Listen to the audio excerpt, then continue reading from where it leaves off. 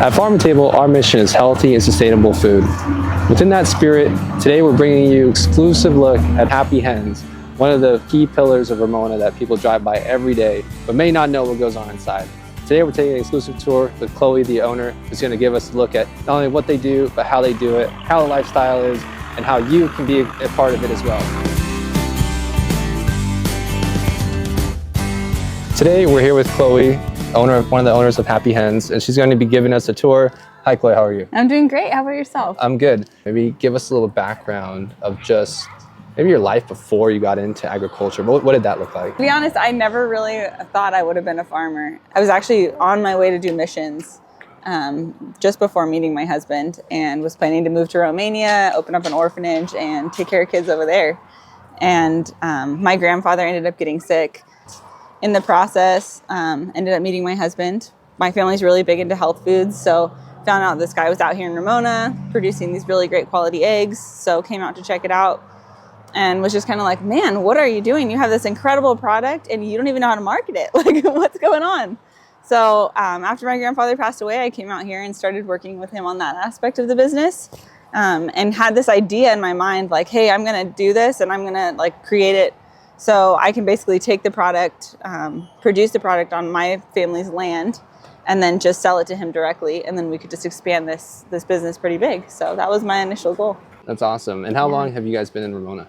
He's been in Ramona his entire life. So his family started a conventional farm back in 1957, and his parents ended up running it since he was growing up, his whole life pretty much. So when he separated and started doing Happy Hens on his own, he kind of thought he'd have this whole thing figured out since he'd been doing it his whole life already. Mm-hmm. And yeah, definitely had some challenges along the way with this completely different way of farming. That's awesome. And we'll get into some of those challenges as well. So what are we going to do today? What do you want to show us? I'd love to show you guys just what we have here on the farm. Our goal is to create a place where people can actually come experience farm life themselves. So you can come to the farm. We have a little general store here. We have a petting zoo, playground, all kinds of fun stuff. Awesome. Yeah, and then we'll also go out into the chickens and just kind of see what we do and why it's different. Awesome. Let's do that right now.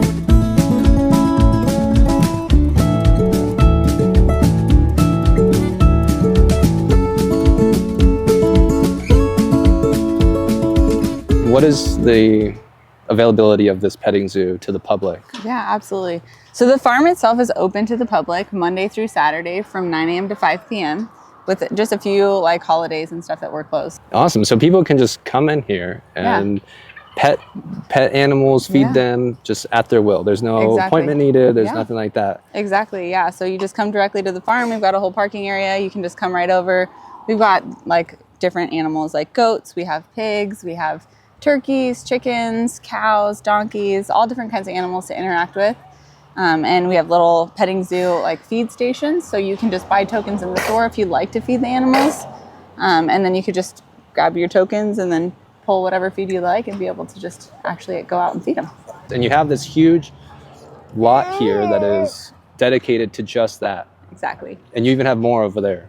Absolutely, just for people to come and experience, like I was mentioning, like have this experience where they can come and actually see farm animals and interact with them, because really like it's getting further and further disconnected from what people actually get to experience daily. I mean, when you go to the grocery store, you go and you grab your eggs and that's kind of your full experience, right? Right. So in real life, things are different, right? You can't just like go and pick up eggs. There's a chicken that has to produce it. I mean, in order for them even to get to that point, you go from like day one when you first get a baby chick to when they're actually laying is about 5 to 6 months later. So there's a huge time investment, financial investment, everything for us to go into that prior to even getting that dozen of eggs on the shelf.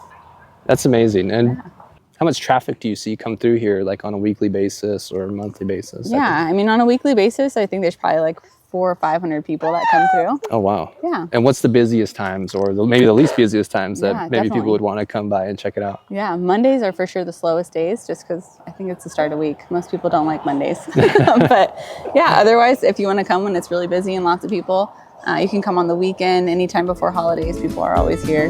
Yeah.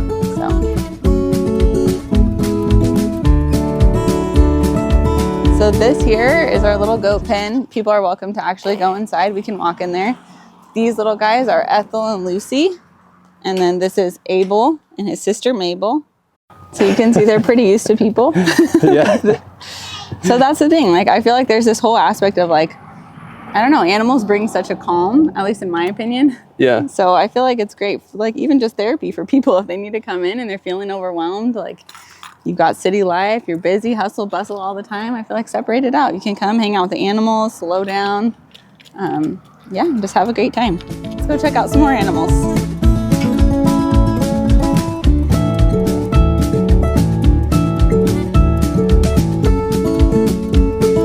Oh my gosh. So this is Shotgun. You can see people have already been feeding him. He's our newest little member to the farm. He is a little cooney pig, so they don't like to root so far under the ground. And he has a little friend in here. Her name is Pickles. She's right over here underneath the table. So you have the goats, you have the pigs, and then over here we've got some peacocks. Right now they're about 4 months old. We just keep them in here so that they learn where their home is at. And then in probably like February, March, we'll start letting them be roaming free in the pastures as well. And then over here, if we keep walking, you can come right up against this fence line. We're in the middle of building out this barn here, so it'll have stalls with all of the different animals inside of it. But until then, yeah, you can just come up to this area, feed the chickens. And then you can also see in here, we also have our sheep. We raise pastured organic lamb as well. So here's 2 of our lambs. We have a total of about 13 right now. Is this one species of chicken, or are there multiple species of chicken here? There's a variety of brown egg laying chickens. And then you can also see we are really big on keeping roosters as well. So roosters do a huge part in keeping the chickens safe from like aerial predators, hawks, eagles, stuff like that. I want to ask like the age-old question of when people walk into a store, they see a brown egg, they see a white egg, and the white eggs, I believe, are generally more expensive, but is there any nutritional difference between these 2 eggs? Yeah, I think really it comes down, we've done a lot of research on it, and I think like when it comes down to it, it really comes down to how the chickens are raised. So nutritional value is going to be like dependent on like what they got during their lay cycle, right? So how much sunlight did they get? What was the nutrition that they were fed? All that kind of stuff. So if you had a white chicken, so first of all, like a white egg is laid by a white chicken, a brown egg is laid by a brown chicken.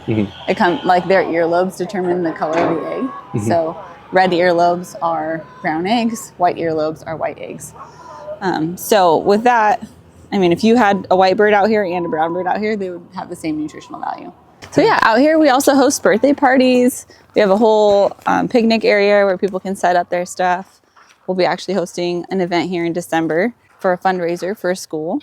So we have events that we do here. So bands will come play, all that kind of fun stuff. It's amazing. You have a full stage here. Right? And you also will have food trucks, is what I'm hearing. Yep, we'll have food trucks in here, all kinds of fun stuff. Face painting, there'll be like a family photographer, all kinds of things. And then over here we've got our cows. This is actually our family milk cow, and then her baby and our donkey. And then over here we've got some turkeys. Tom's over here gearing up for Thanksgiving. Just kidding. He will stay here. What are some of your future plans for this area? Is it coming along as you envisioned, or do you want to make more changes? Oh, I mean, if you look around, you can see we're still making huge changes. We'll have self-guided tour you can take yourself on. There'll be like an area where you can do you pick eggs and all kinds of fun stuff. I'm curious, what is inspiring this? Why not have this all egg producing? Why scale this part? What is inspiring this part? I think that's the whole thing. Like, our hearts are really for people. And though we do love producing eggs and doing what we do, I think that's the whole goal, is we want to give back to the community. We want to create a place where people can come and, like I said, experience that like peace that you don't normally get, and like connect and realize that life's not really just like, it doesn't have to all be about things that are challenging and hard and, you know, stressful things of life. Like, if you come and you just get back to the basics of what humanity is, right? Like caring for animals, caring for the land, caring for other people. I think that that's our goal, is we want to inspire that type of change in people. And I think in giving that, we hope that that's what's kind of picked up and spread. What's next on our stop? Absolutely. We'll come out and let's go check out the chickens.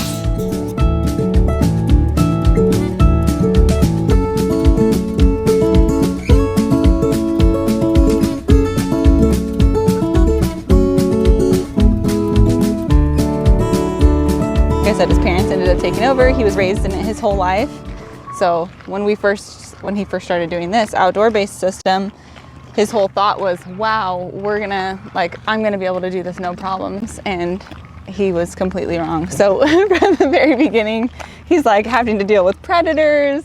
He's like, oh my goodness, I have all these elements. It's raining. What do I do? It's boiling hot. Now what do I do? So it's just like these constant like learning curves, I guess, on the whole process or on the whole path here.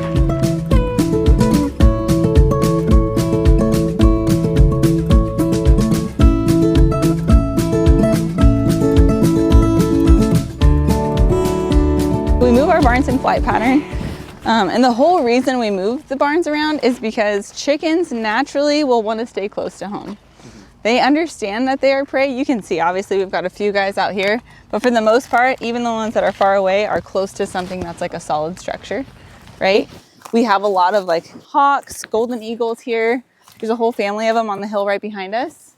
And we're backed right up to a preserve. Like I mentioned earlier, my husband's biggest thing in the beginning was like, oh my goodness, I had no idea all this stuff about predators. Like, how are we going to keep the chickens safe? By having the barns on wheels and moved continually, it allows them to be able to actually like drop manure in the ground all over the entire pasture, and also give them fresh access to new bugs, vegetation, all that kind of stuff. And we also have a lot of people always ask about the llama. They see her as they pass by. So Dolly's out here. We initially started with 3 llamas. Some of the stuff we read was that llamas were these incredible protectors. We're like, oh great, they're gonna be so low maintenance. Like this is gonna be the best option. And then we got 3 llamas and then discovered they work about 10 to 15% of the time when they feel like it. And then the other times they just do whatever they want. So we still had the predator issue, unfortunately, and had to kind of keep figuring out what to do. So we ended up also getting dogs. They're called livestock guardian dogs. So they have done incredible at just like dropping our loss rate. You were asking me earlier about the white eggs. I think maybe they look white in the sun, but yeah, they're actually blue. We really want to create the idea, even in the eggs that we sell, it's just like nature varies and things are not always the same, and it's okay. With this system, it's really simple. So I'll kind of show you a little walkthrough of it. We drop this guy down right here, and then our flats will sit here. And then all of the eggs will come to the front. And then it also creates a less stressful environment for the chickens themselves.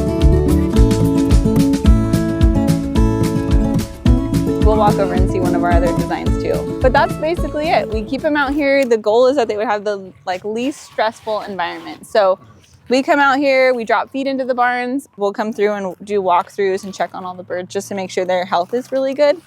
And then if we notice anything that's off, we'll pull those birds and just rehabilitate. I deal a lot with our animal health and welfare in general. So we use, if the birds are struggling with respiratory issues, we use apple cider vinegar to help with gut health.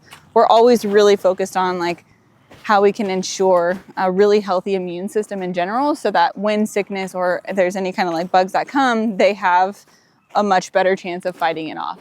As an organic farm, we don't treat with any antibiotics, none of that kind of stuff. So we use, like I mentioned, more homeopathic, or we use natural herbs to heal. So we do a garlic tincture, which we soak garlic bulbs in vodka with oregano and all this kind of stuff. We soak it for 30 days, and then we'll mix it in through their water to actually use it medicinally for them.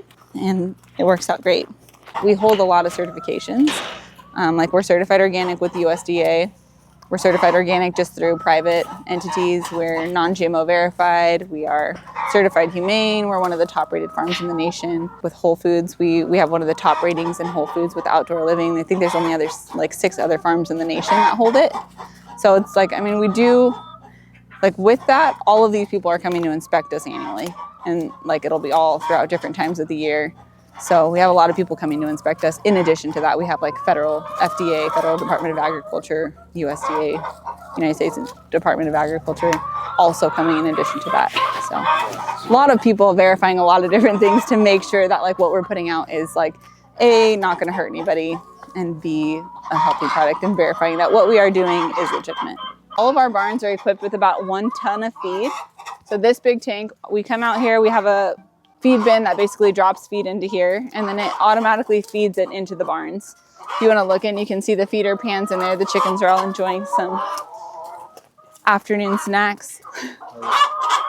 And generally the goal is that the chickens are outside 100% of the time. But just like you and I, like when it's warm, they do want to be in the shaded areas or where it's cooler. So these barns, people are coming through, pulling up the nest boxes. And then we'll have a flat, and then these eggs are all hand gathered. And then we have real actual hay in here. Whenever we refill the nest boxes, the chickens will actually like right away jump in there and start like tamping it down, creating like their own nest, which just like the natural instinct of animals. So if you can see, there's a few, I mean, when we first opened it up, there was a couple chickens that were in there, but in reality, like they still have their whole space and we are just pulling from the outside. So we're really not trying to come in and create a lot of havoc for them. Like if we jumped in there right now, it would like create a lot of like, you'd see them running and stress them out, right? So he's definitely one of the most ingenuitive people I know. In addition to it, like it's so cool. I don't know a lot of people like this, but if he ever sees that there's area to improve or to grow or to get better or do better, like he's like, we're changing everything tomorrow. Like as soon as he figures it out, he's like, everything will be done and we're gonna just switch over to this completely different thing because it's better for the birds, it's easier for the employees to do it. It's not like so labor intensive. So the whole goal is like always that. And I love that about him and I hate it at the same time because we're constantly in this movement, right? But it's so good. So that's the bulk of what we do out here. And we just do the same blueprint in a variety of different pastures.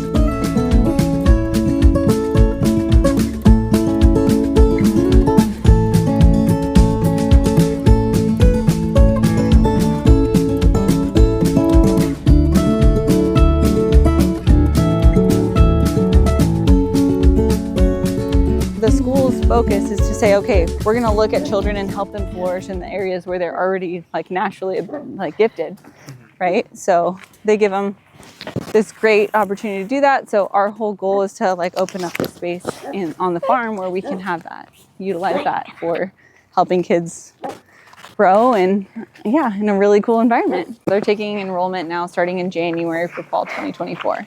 So we're really excited for it to come up. Lots of building, lots of growing. And then, yeah, we also do, like I said, we do the events there. We offer like place for weddings. We have farm stays. So we just finished building an Airbnb up on the top portion of our store. And then we have like little camping spaces for people to come. You could do either like tent camping, you could bring your trailer. We have people who bring vans. So yeah, it's been like a variety of different stuff. We're also opening a coffee shop early 2024. And again, you get that whole farm experience. There's like a tab on our website that says visit, and then another one below that says farm stays, and you can check out them there. We use Hip Camp for the camping spots, and then we use like Airbnb for our spot up above the store. Over here is where the school's gonna set up. You have a school bus already? It's actually a cafe bus. It's part of a ministry called TLR. It's called the Jesus Cafe Bus, and they offer like coffee and stuff like that. It's generally open on Saturdays from 9 to 5 is when they come in. So they're setting up here until our coffee shop opens early next year. We also have our corn and soy free, like specially formulated feed by the bucket. We'll have that available here. We have organic alfalfa, organic different like alfalfa pellets. You can get different grains, all that stuff, all certified organic as well. And this is for other people to buy? Yep. Awesome. Yeah. So we have a lot of people who are looking for like different things if they're feeding like sheep or cows or goats, different animals. So we'll have all the organic options for like alfalfa, like either alfalfa bales or different like grains and stuff they can also purchase. Awesome. Yep. And then this here blueprint, or you can see like the concrete here, is where the school will be. So this barn will be coming down December 5th, and then we'll be putting up the structure of the new building. And you plan to have that by January? Yep. So at least the structure, like the outside structure, will be done. And then from January to August, when the school opens, we'll be doing all the like interior portions of it.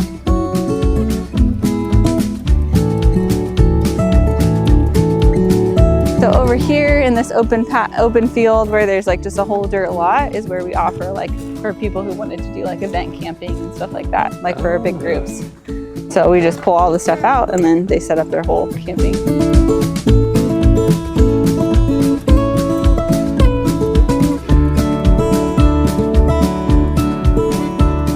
So this right here is our brooder barn. A brooder barn is where baby chicks are raised. So all of our young birds are in here. We keep them inside generally until they're about 10 weeks. And then we let them out into this bigger area where the pasture's at, just so that they have enough weight on them that they're not going to get picked up by any kind of like aerial predators, hawks, eagles, even crows can pick them up when they're really small. So just for safety purposes, we keep them inside and then we let them out after that. But yeah, so they're all raised here. And then once they get to be about 12 to 16 weeks, then we move them from this area into the actual big pastures and the smaller mobile barns where they are then like rotated throughout the field.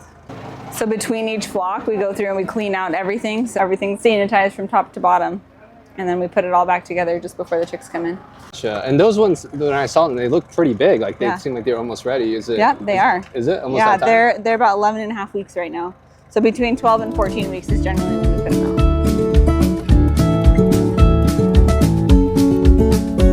Louie was generous enough to give us a closer look at what goes on behind the scenes once the eggs are collected.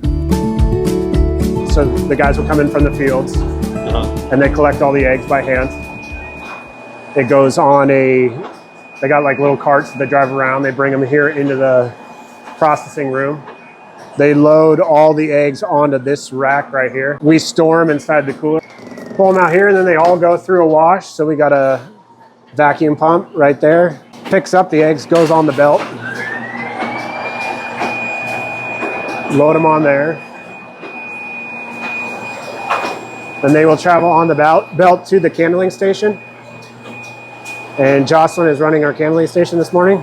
And we need it kind of like a dark booth so she can kind of see all the blemishes on the eggs. If they have cracks or blood spots inside of them, then we go ahead and pull them out, put them off to the side. Those are our grade B eggs right here. So she's just looking at right here, like you can see a crack. Looks kind of like a spider web. Let's see, put it like that. I don't know if you can see that right there. Maybe run it through one more time. It's like a little spider web. That's a crack. And it's kind of hard to see if you look at the egg now, but in the light, it's definitely visible. Yeah. So we pull them off, put them up there. And there's 2 eggs. Why is that bad? Why is that a bad thing for them to have like a crack or anything like that? Well, the FDA, CDFA regulations, we can't have any grade B eggs with our grade AA if we're claiming grade AA eggs. Oh, I see. Okay. So if you look at our cartons right here, it'll say 12 grade AA eggs. So that's what I'm marketing. Ah, okay. So if I marketed them as grade B, I could put everything in there. But we're marketing them as grade AA. So all the blemished eggs get pulled off. And then those will go to either restaurants or just people that want to buy them at the store because they're a little bit cheaper. Oh, okay. The egg is still perfect inside. It's just the shell's got a little bit of a blemish or something. Right. That makes sense. So then those are going to go through that belt.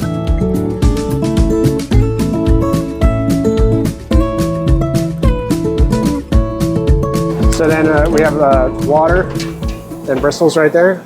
Oh, wow. And you can see the little water lines as they go through. They just throw water on there. They brush the eggs to clean them all off. And most places use some type of solvent or detergents to wash the eggs. We just use soft water. We don't use anything else, just because we don't want any kind of chemicals going into the eggs. Eggshells are porous, so they could potentially get some in. Even though these soaps are FDA approved, we prefer not to have any kind of like solvents going in there. So just strictly soft water that we use to wash them off with. When they go through here, we got the blower. It pulls out the moisture, and then these are all blowers that just blow off the eggs as they go through. And then just once our eggs come through here, we have a weight scale, and the weight scale tells our little kickers right here where to kick the eggs onto. So your first lane is going to be your jumbo, then you're going to have extra large, medium, small, and peewee. So as you can see, they're kicking off just by weight, and that's how you get a extra large or large egg in the store. We pack them according to the different size. So right here we have large, and then this one, extra large. So we're just packing them according to size. How far do you distribute these out to? These go all the way up to Woodland Hills. That's as far as we go up in northern LA. Okay. And then we have some stores in Riverside County. It just depends on you know, what day we're delivering where, but pretty much Southern California. We mainly do health food stores. So like Whole Foods is one of our bigger accounts. We also do like in here in San Diego, Jimbo's, like OB People's, a lot of different health food stores. Okay, gotcha. So you can come around here, you can see the weight scale, and then they're actually packing all the eggs in there. And then once they are all collected from the table here, then they go inside the boxes, and then we load them up onto the pallets here. They go back in the cooler, and then they sit in there for the next few days until they all go out to the stores. Since we're a smaller company, everything we produce is out the same week. So from when the egg is collected to the store, could be anywhere from 1 to 5 or 6 days. What about breakage? What do you guys do with any breakage? So like you can see these buckets right here. So this is the egg yolk. And then we take that yolk and we actually feed it back to the babies. So we always have babies year round, like anywhere from 1 day old to 16 weeks old. And then we use that yolk to feed to them once a week. The mother produces the antibodies for diseases out in the field.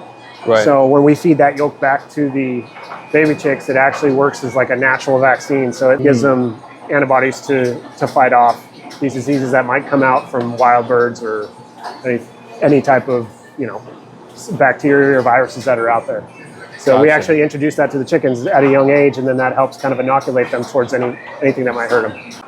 There's a lot of people in Ramona that drove by Happy Hens, like maybe the past decade or so, or like their whole lives, they've driven by this facility, this location. Yeah. But it seems like within the past like 2 or 3 years, it was, I don't know if I say updated or new owner, like there was some type of like facelift on the property. Well, see, here's the thing.